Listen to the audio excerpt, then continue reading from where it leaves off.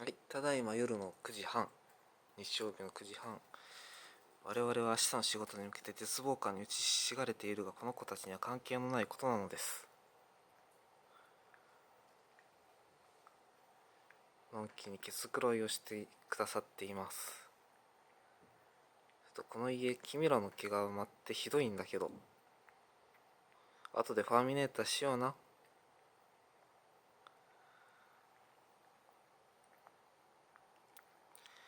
というわけで、毛づくろいに熱心な若葉なのでした。